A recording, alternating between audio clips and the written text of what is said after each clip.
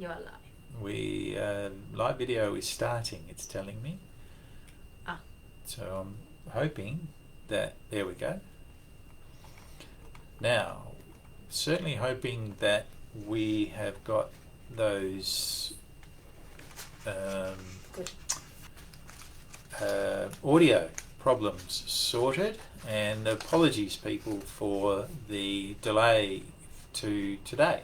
So welcome, Phil Brunner, Bailiwick Legal, and this is our first Facebook Live session for 2022. A new year, and we're flat out, as we were last year. Just sorry about that. Telephone's going off.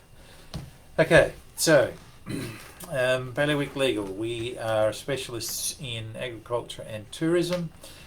We cross over into a lot of different areas of law, from commercial, contractual, corporate, property, estates, a lot of contractual and commercial legal issues that we deal with in those industries of agriculture and tourism, and a few other industries. Obviously, we're not necessarily limited to those. What you will hear today is by way of information only. It's provided for really just a discussion forum purpose. It's not legal advice. Sometimes I tend to perhaps go on a little bit and rant and rave about certain issues, because often those issues will be important for past or present clients, that some of the things we talk about are based upon. And today is no different in that sense. The topic today is it yours to sell? And this is a topic that is based upon a matter that we're currently dealing with. For obvious reasons, I cannot name names, and I won't go into great detail about the issues that are alive, but the topic should probably give you a hint as to what today's discussion will be. So let's just proceed on the basis that we maybe I'll put myself in the shoes of the trader. I'll call it a trader. So I'm a trader, and I have stock on hand, which some of it I own, some of it I don't. The stock I don't own, of course, is historically and traditionally held by me as an agent for the actual true owner of that stock. It's often referred to as consignment stock. Now, in a past life of mine, I used to work for an oil company, and I used to manage the stock that we held on site.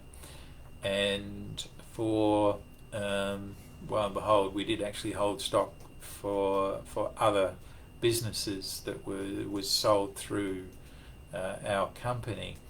And that stock was on consignment stock, and one of my functions at that time was to actually keep a record, so a stock record of that consignment stock, and deal with all the sales. When stock was sold, we would notify the true owner and remit funds to that owner based on the sale.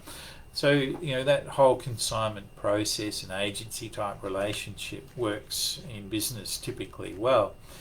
Now, in that past life, of course, the concept of consignment stock ultimately was relegated to not doing it anymore, and the basis of that was really economics. It costs a lot of money to hold someone else's stock on your premises just in case you might have a buyer for it. So you've got all those costs of actually holding the stock. Even though you haven't purchased it, there's still a cost of holding it and looking after it. You're actually liable for it whilst you're in control and possession of it. So the decision was made within the higher echelons of the company to get out of consignment holdings. Now, the example we have and dealing with at the moment is somewhat different to that. We're dealing with a situation where in the farming community, farmers will be familiar with machinery dealers, and there would have been, I dare say, a fair few contracts and deals done over the last sort of 4 or 5 months flowing from last year's record harvest and the high prices of grain, particularly canola. And so an unusual circumstance, I think, but maybe it's more usual than I think, has arisen where a dealer sought to sell a plough that the dealer did not own, but represented that it had the rights to sell. The true owner of the plough was another farmer. Now, the dealer entered into a contract of sale for the plough with a buyer in the eastern states.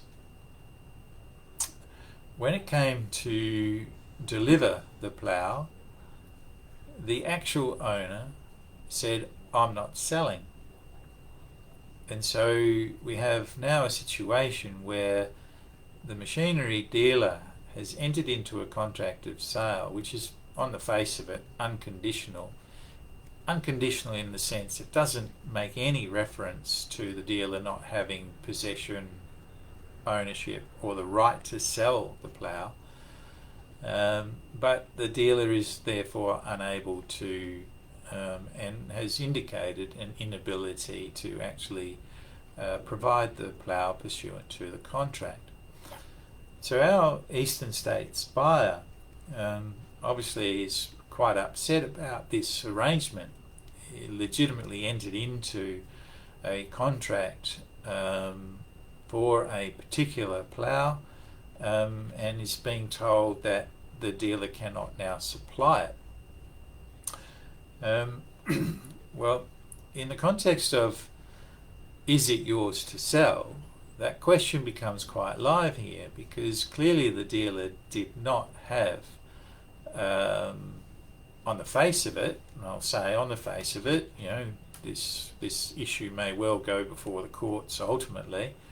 On the face of it, the dealer did not have a right to sell, didn't have ownership of the plough, didn't have possession of the plough, and ipso facto we say didn't have a right to sell the plough. Now,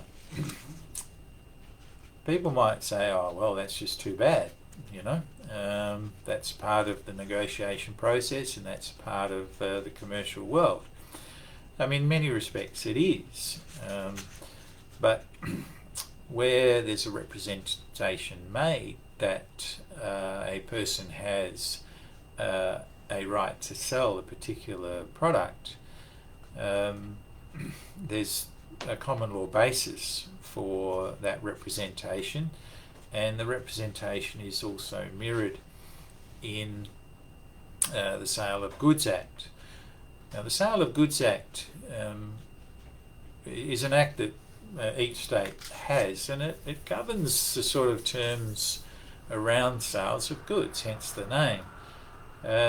The curious thing about that, though, is that a party can essentially contract out of the implied provisions, if you like, under the Sale of Goods Act. So in the context of this implied right to sell a product, Section 12 of the Act, a party can contract out of that implied right by simply saying, I entered into this contract, but one of the overriding conditions is that I don't have the product. I will source the product for you. If I can't source that product for you, I can have a right to terminate the contract. Something as simple as that could have been, could be included into a contract to oust the implied right of sale, implied right to be able to sell. So there are other implied terms that can other terms that can be implied pursuant to the Sale of Goods Act, including that term. Now, where that implied right also might end up is in the context of consumer law. If you make a representation that you have a right to sell a particular good, but you don't actually hold that right, then there may actually be a criminal issue there, but that's another issue entirely.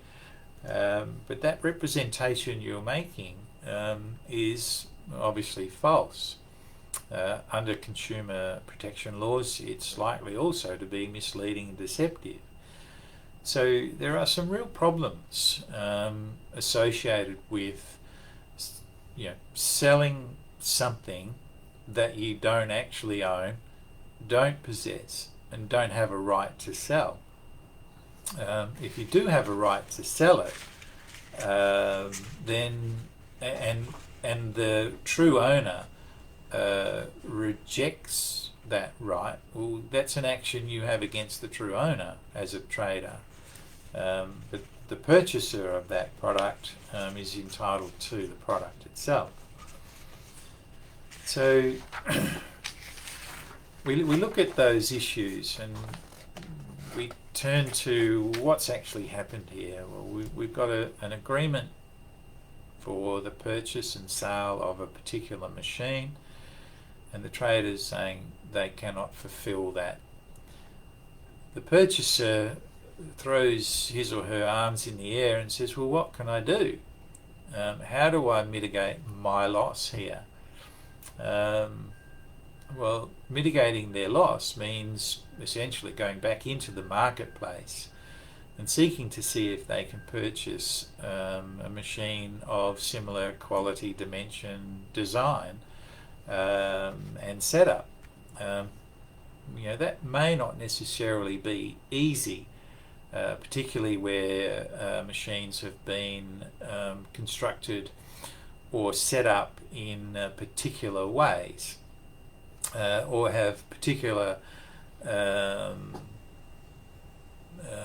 nuances attached to them. I can't really go into detail on this because that might actually give away the nature of the issue that we're dealing with.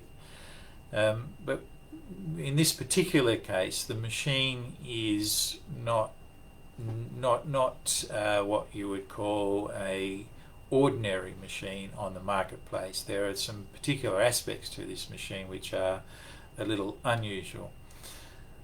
So, and that makes going into the marketplace looking for an identical machine of equal age quite difficult, and to purchase new would increase the price of the machine, in fact almost twofold. So the contract for a second-hand machine is now looking like a contract to purchase a new machine at almost double the price. And of course the purchaser's not entirely happy with that because they're having to spend twice as much as they ordinarily would have if this contract had been satisfied. So what's their loss? Well, to me their loss is that difference between what they are going to have to pay versus what they would have paid, because they would have paid money in any event, so you can't claim an amount that you would have paid. You just have to claim the difference between what you then do pay and any other associated costs. So it's easy to see that the problems that arise for all parties involved in that sort of transactional context. The trader's caught in a hard place because the owner of the machine has potentially reneged on the arrangement that they had, and the trader's also caught with respect to the purchaser of the machine, particularly where there's nothing in the contract that indicates that the trader had no immediate right to sell the machine itself. So really what we're saying is it's not a question of buyer beware, it's not a question of caveat emptor, it's not an issue of having inspected the machine and taking the machine with all its damages, scratches, bits that don't necessarily work as well as they should. It's not that type of scenario here. It's a situation where the trader is simply saying, well, the owner of the machine told us he or she is not now selling, and ipso facto we can't give you the machine anymore. Not happy. So as I said, I'm not quite sure whether this is a usual circumstance within the Western Australian farming sector. This is the first instance I've been aware of in my 20 plus years of association within the sector. But I would hazard a guess that it's not the first time this has happened. And I suspect that many farmers who end up in this situation simply just wash their hands and say, well, there's nothing I can do. Not true. There is things you can do. So if you are in a situation where you've entered into a contract to purchase machinery from a dealer and something goes amiss in relation to that contract, get onto it straight away, get advice early. Often farmers tend to seek to discuss and negotiate with a dealer, and that's all good and well. I'm not saying don't do that, but it's always wise to get some advice prior to embarking on that exercise, just so that you understand your rights, obligations, and any potential limitations with respect to those discussions and limitations. Because at the end of the day, you don't really want to damage or usurp or give away rights that you might otherwise have in the course of those negotiations simply because you are negotiating. So that is pretty much all I wanted to talk about today. It's short, it's sharp, but it's quite topical from my point of view at least. And it's an example of things that can go wrong within that purchase environment. And I raise it really for many reasons, a few I've talked about, but for a few other important reasons. Typically, farm machinery is expensive. For sizable machinery, you're often looking at several $100,000 as a cost price. And that's often why farmers look to good quality second-hand machines, because they are generally cheaper but still expensive nonetheless. Now, wherever there's an expense of that magnitude and something goes wrong, it really is worthwhile getting advice as to what your rights, obligations and limitations might be before you approach the dealer to discuss what has gone wrong. A secondary point, which is, I think, quite important and often ignored, is that these contracts are always, invariably, in written form on a pro forma document created and used by the dealer. And again, my experience is farmers don't read these contracts prior to purchase. They simply sign on the dotted line, hand over the money and walk away. Read your contracts.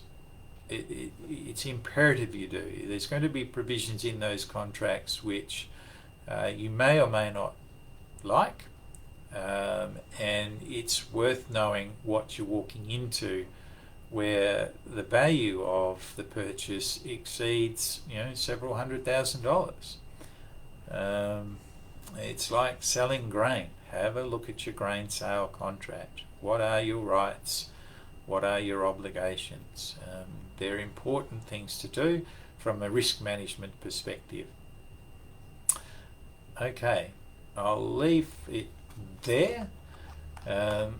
Just take this opportunity to remind listeners that we have notified various associations, rural-based associations that we work with and sponsor, that we do continue to offer free consultations, 20 minutes to 30 minutes, in relation to all issues, but more recently in relation to the fires that were across the southwest.